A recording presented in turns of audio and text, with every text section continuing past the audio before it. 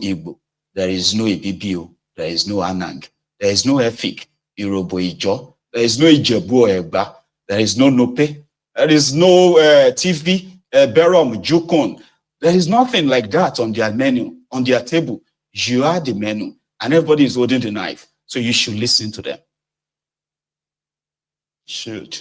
It's unfortunate that they have so much resources to spend on propaganda to keep people so divided. It's unfortunate. It is what it is.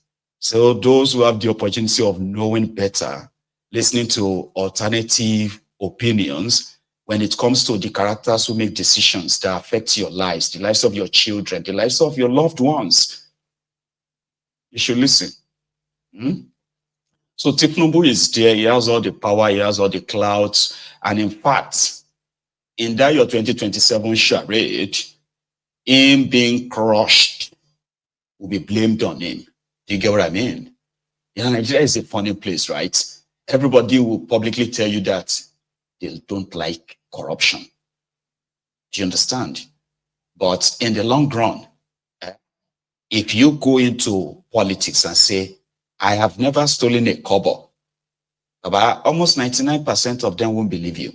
No, they will just say, well, you've just not been caught. Because you are expected to steal. To fulfill all righteousness, you need to steal. So that when people hear how much you steal, they say, or more, 200 billion. Wow. That's Nigerians. They never get angry. It's wow. Can you imagine one person stole 600 billion in this country? This country. They never really get angry genuinely. You know what I mean? And that is why these criminals are celebrities as well around them. Okay, so Ndume, very long story. Ndume was a member of PDP. He joined those who started the APC from PDP. So he's been in that game of them conspiring, coming together, because it's about power. They can tell you all they want to tell you. It's about power. Tinubu knows it. They know it. You understand? And that is why the brutality for brutality that is still going to take place, that majority of you are still going to witness, right, will tell you that it's about power. It's not about you. You know, you are not invited to that conversation per se, right? So Ndume says that those who endorse Tinubu, he actually pities Tinubu. That no matter how much you all think of what is going on today and the rest, that in 2015, that Goodluck Ebele Jonathan was endorsed by 22 governors. Right now, it is believed that by 2027, Tinubu will have no opposition or nobody to kind of like really challenge him. Different other conspiracies have been cooked up, okay? However, it is still believed that how they want to do. But here is what Ndume had to say. He is a member of Tinubu's party to start with, though, right? With Shinwo Kimbaloye. Ndume. Because when we wonder, a lot of the leaders of the APC endorse the president, saying that he's done well, things are going well, and he should go on. So that's the shout that they were having in that hall that day. This is totally a departure from what happened at the APC summit. Is that a deceitful gathering, or what exactly do you think is going on based on what you have described? You see, things are not working, but yet party leaders are saying it is going well. The president deserves automatic ticket. Well, as I told you before, I have made my mind. I was there, but that was not why I was there. I was there for a summit, and when I realized that it was not a summit, and the voice vote was put about the endorsement of Mr. President,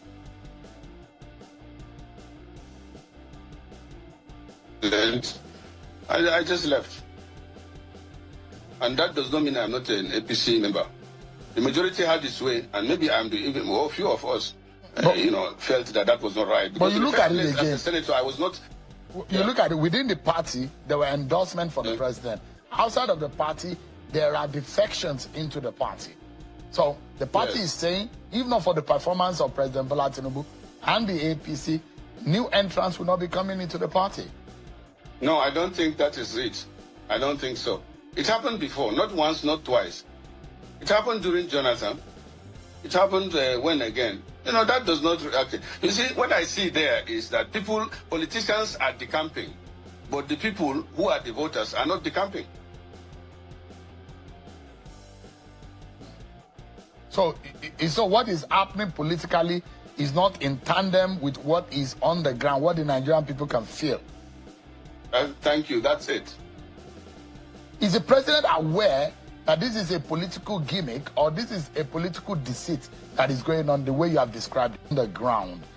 Do you think your party is enjoying the kind of popularity that it enjoyed some years back?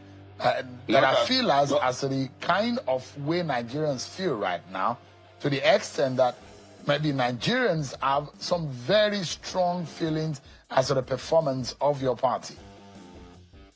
Oh, well, let me be blunt about it. The people are not happy. Several people have said it. And the president also is not pretending. He acknowledged that there's hardship. He acknowledged that things are very difficult. And even recently, he appealed that people should be patient with him. But the question is, how long will they be patient? And things are very difficult. And so many things have not been done the way the people are expecting.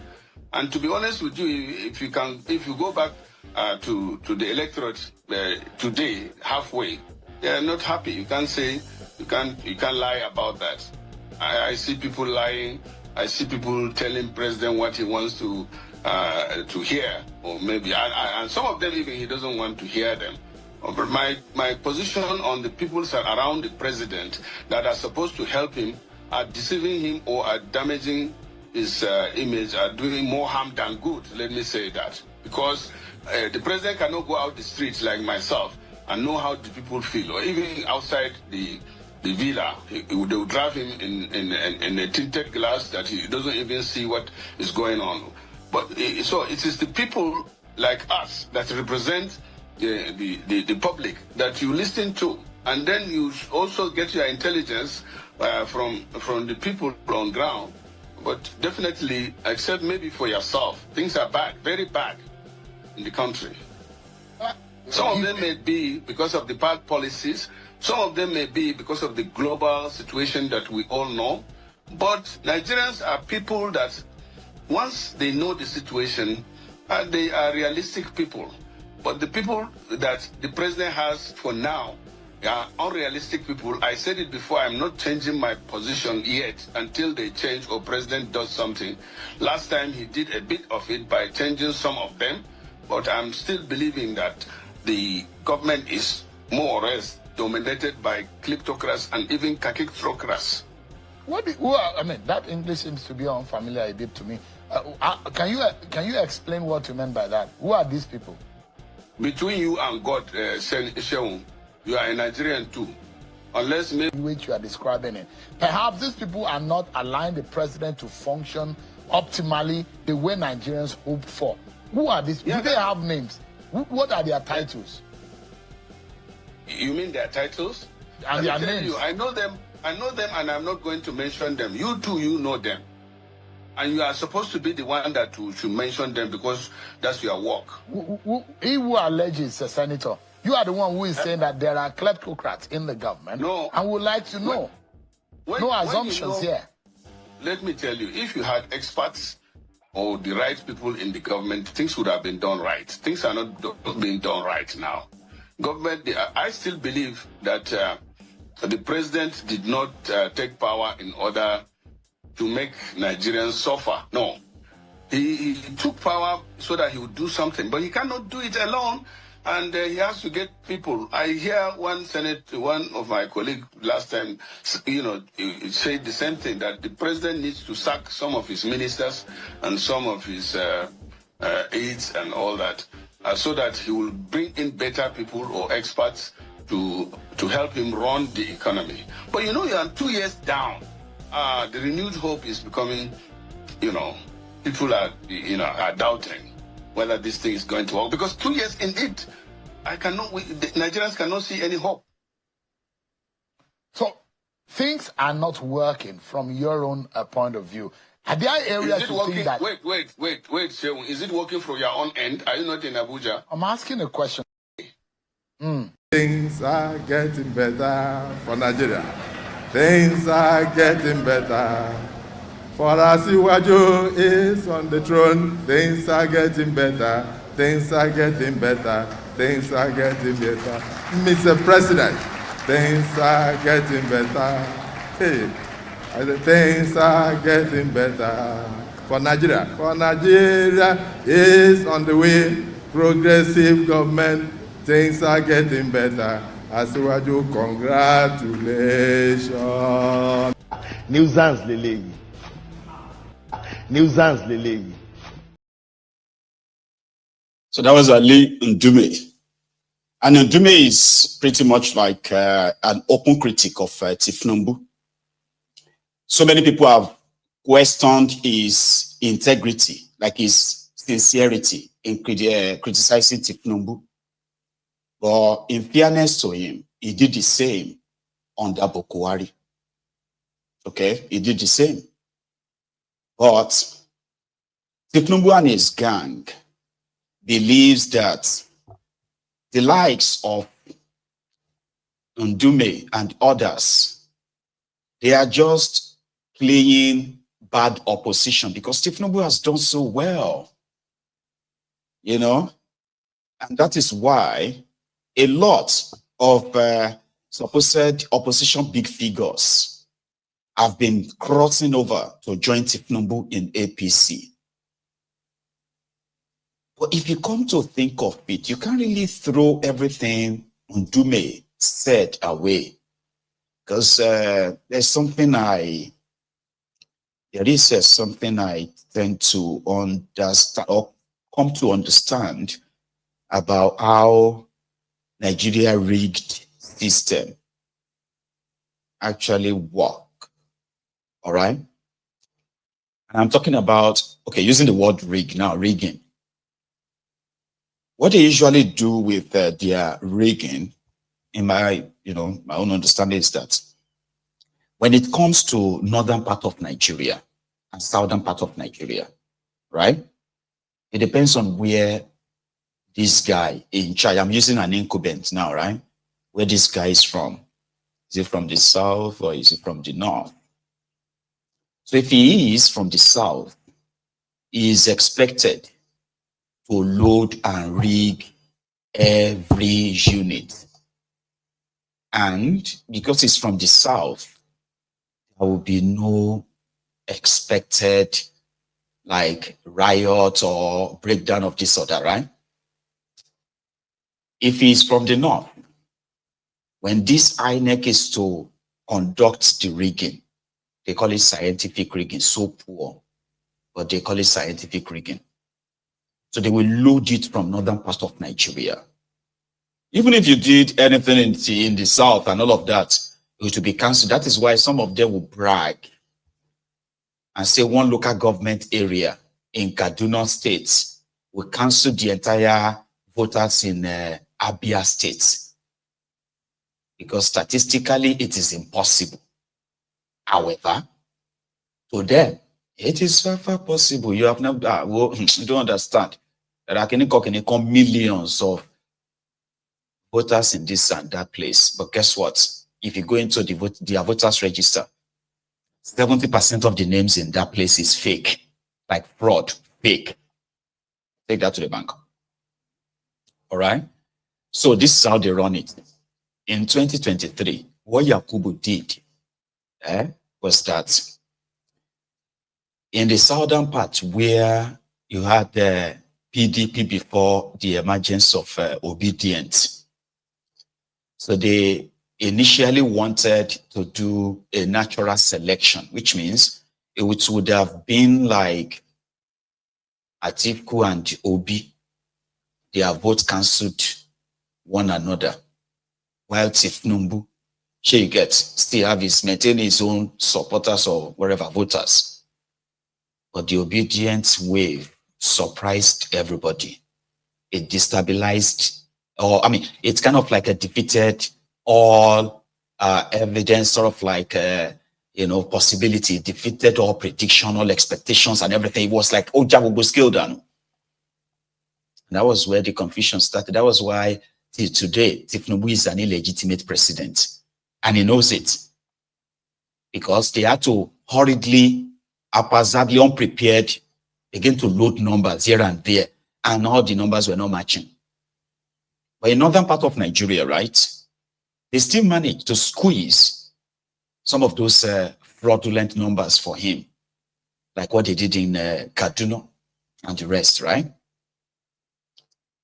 So if the North is sending a subtle message to Tinubu, right, that it is going to be OTP, again, like I said, just listen, okay? Listen, don't say nothing, because it's going to be interesting, right? So right now, it is now going to be left to Tinubu. If, for example, this their coalition talk, coalition this and that, they ended up making Obi their candidate. To some extent, too, it will be easier because he's the incumbent right now. He's no longer outside, he's in there. So it will be easier to load it halfway in the south, and load it most of the part of northern Nigeria. Here you get, the back end, the background of that. One of their worries in their coalition is how they are going to sell this their one Nigeria, how they are going to convince the same northerners, right? I'm talking about these jihadists too, the same northerners that they told that anyone who is not a Muslim is an infidel and must never lead the Muslims. And this, again, was their campaign talking point in 2023 when they said Obi was an infidel. So if they make Obi their candidate of coalition, that will be a tough one. Not impossible because they did for Jonathan, but you get what I mean? I'm just saying. But in the long run, if another thing I am hearing, right, happens to play out, that Obi is not going to sit with them in any coalition and is possibly not going to be part of the coalition. Like I said, just hearing you don't have to say, oh, they said Obi is no. From the grapevine, it's been said that there is a possibility that Obi is going to go it alone again in 2027, which is obedient. This time around, more organized, more coordinated, and ready to even surprise the system even more. And to the articulators, the SPV boys, nobody should just forget about coalition. I swear they are saying it now that if Obi is not going to be part of their coalition, everybody should just forget it. Do you see the dilemma now? So in either way, what Tinubu needs is to just see where the pendulum swings. And then they can go back to the drawing board.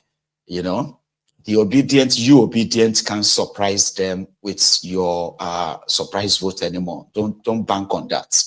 The only surprise they are likely going to get, if your Obi goes it alone, right? The only surprise you can give to them is when they begin to announce fake results. You do not let them do that. And historically, that one itself, with the way Nigeria is today, an Igbo man being rigged out by a Yoruba man, and then his own supporters, an Igbo man, because this is the optics, so sure you get. So an Igbo man and his supporter says they should not announce the election results. Historically, that too can fuel wherever, but I'm not speculating. I'm just saying that the only surprise you can give to them now is to show that you're actually more than them and you are not this Igbo, this Yoruba, that, like you are saying, like obedience are, right? You are not Igbo, this Yoruba, that, Hausa, this, Fulani, Yabi. You are obedient and you are from everywhere. Then it will be the time to actually stand up and show that. That's the only surprise you can give them. We will vote them, vote and die, rig and die, all those talk, right? You need to follow. You need to actually be willing to follow that up with action. You actually need to now show number. So imagine when you say no, and you have in Kano, you're having, okay, I don't know. I'm just trying to figure, I want to paint a picture, that a possibility picture, something that is realistic, okay? So let's say in northern Nigeria, they say Peter Obi is leading out of 19 states. He is already leading in 7. Or, in fact, guaranteed is going to win 7. And that includes the Middle Belt too. So, in the southern part of Nigeria, out of the 17 states, Peter